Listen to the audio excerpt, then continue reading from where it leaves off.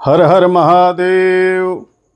मित्रों, आज की इस वीडियो में हम 2026 में लगने वाले पुरुषोत्तम मास, अधिक मास या फिर कहें तो मलमास के संबंध में बात करेंगे।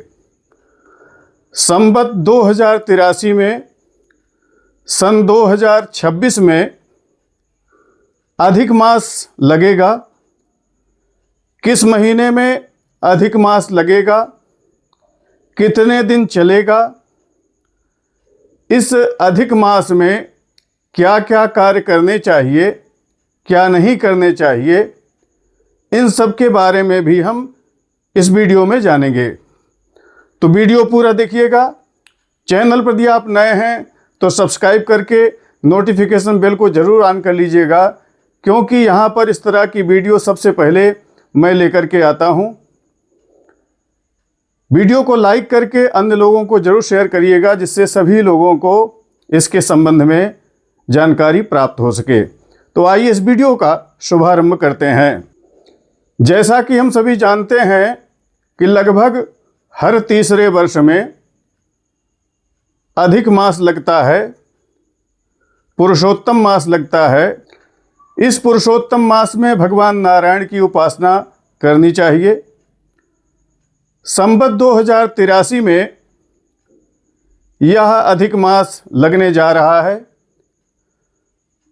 पहले से जानकारी देने का यह भी एक कारण है, क्योंकि बहुत से लोग कुछ नए व्रत शुरू करना चाहते हैं, कुछ लोग उद्यापन करना चाहते हैं।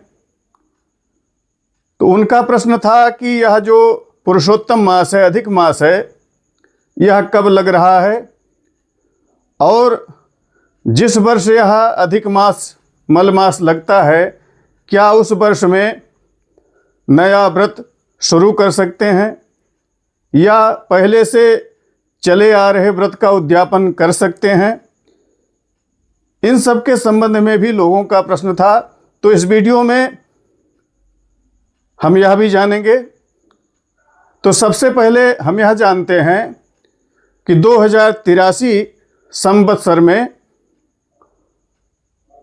संवत का नाम क्या रहेगा, किस महीने में पुरुषोत्तम मास लगेगा, कब तक चलेगा, तो इसे हम आइए जान लेते हैं। संवत 2083 अर्थात सन 2026-27 का पंचांग हमारे हाथ में है।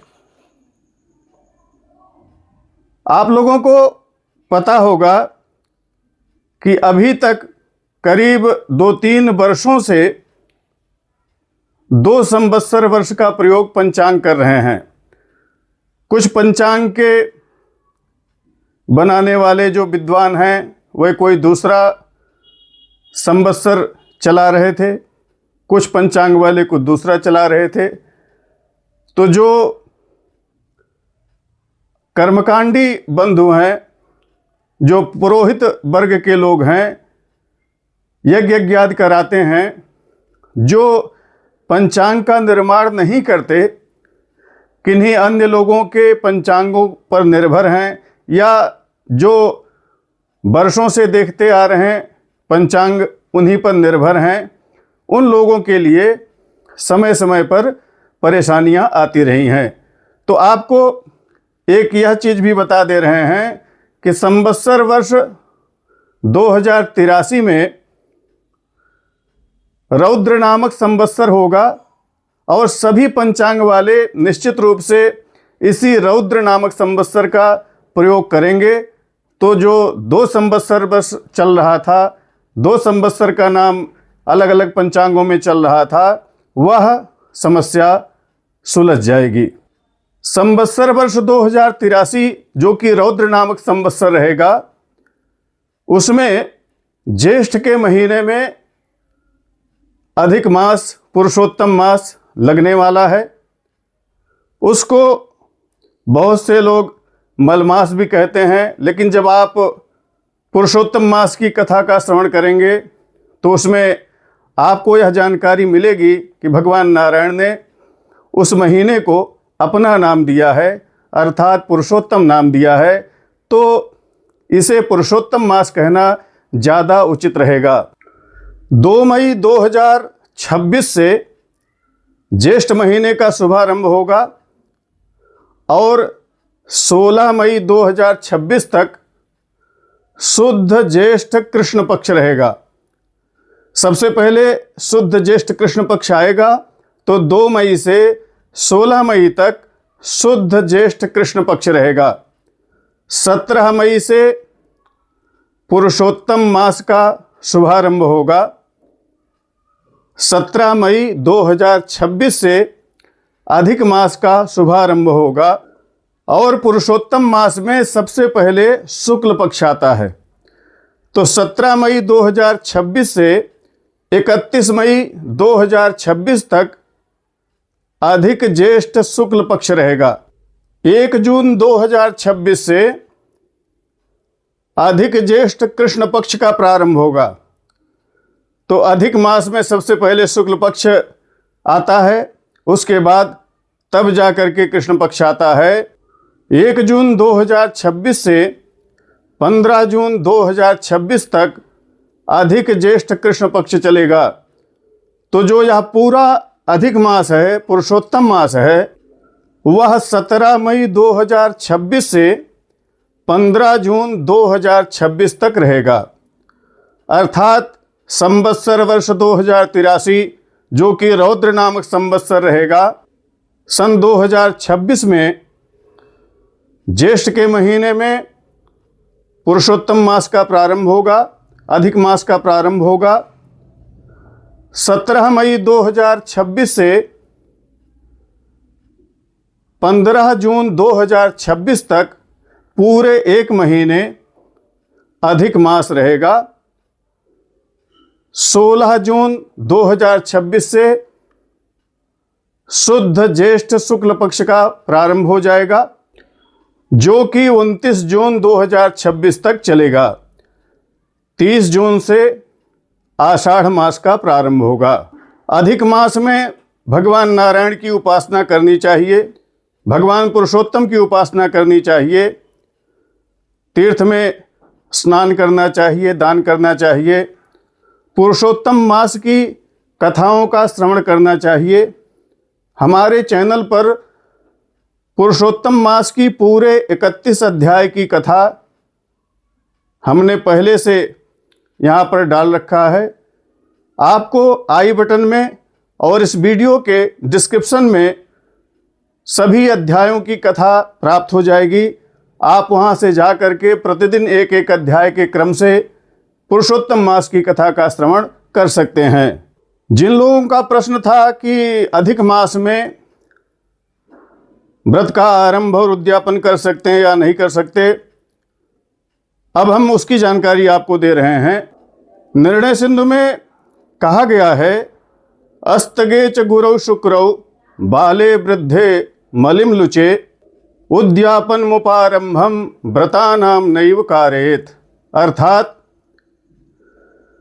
गुरु और शुक्र के अस्त होने पर,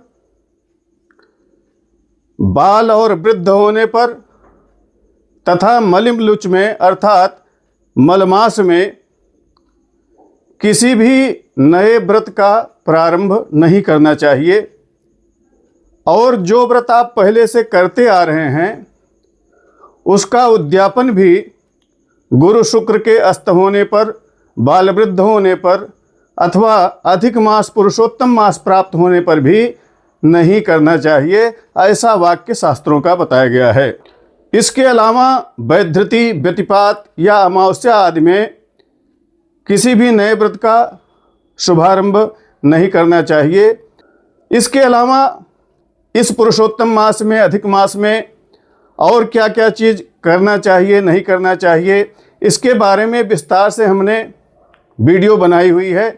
आपको वो वीडियो इस वीडियो के डिस्क्रिप्शन में मिल जाएंगी। आप वहाँ से जा कर के सारी जानकारी प्राप्त कर सकते हैं। और इस पुरुषोत्तम मास में भगवान विष्णु के निमित्त पितरों के शांत्यर्थ भगवान विष्णु के 33 नामों से अपने समस्त पितरों की कृपा प्राप्त करने के लिए, उनकी शांति के लिए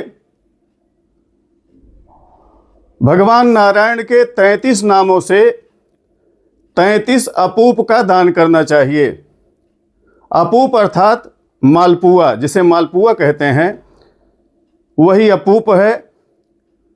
तो अधिक मास में आपको अपने पितरों के शांति के लिए, भगवान नारायण की प्रसन्नता के लिए उनके 33 नामों के द्वारा मालपुआ का दान किसी ब्राह्मण को करना चाहिए। कांस्य पात्र में अपूप को प्रत्येक नाम से रख करके उसको संकल्प पूर्वक ब्राह्मण को देना चाहिए। अपूप दान की क्या विधि है, कैसे करना चाहिए, क्या इसका विधान है, वह 33 नाम कौन है जनार्दन के, इसकी वीडियो भी हमारे चैनल पर उपलब्ध है। आपको इस वीडियो के डिस्क्रिप्शन में उसकी लिंक मिल जाएगी, आप वहां से जाकर के वीडियो देख सकते हैं। आशा है दी गई जानकारी आपके लिए उपयोगी होगी। वीडियो को लाइक, शेयर तथा कमेंट में भगवान पुरुषोत्तम का नाम लेना मत भूलिएगा।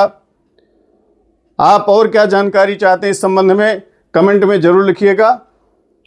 इसी तरह की प्रामाणिक व्रत पर्व, त्यौहार, ज्योतिष, वास्तु तथा ग्रह बाधा निवारण संबंधी जानकारियों के लिए बने रहें हमारे साथ। नमस्कार। जय विश्वनाथ।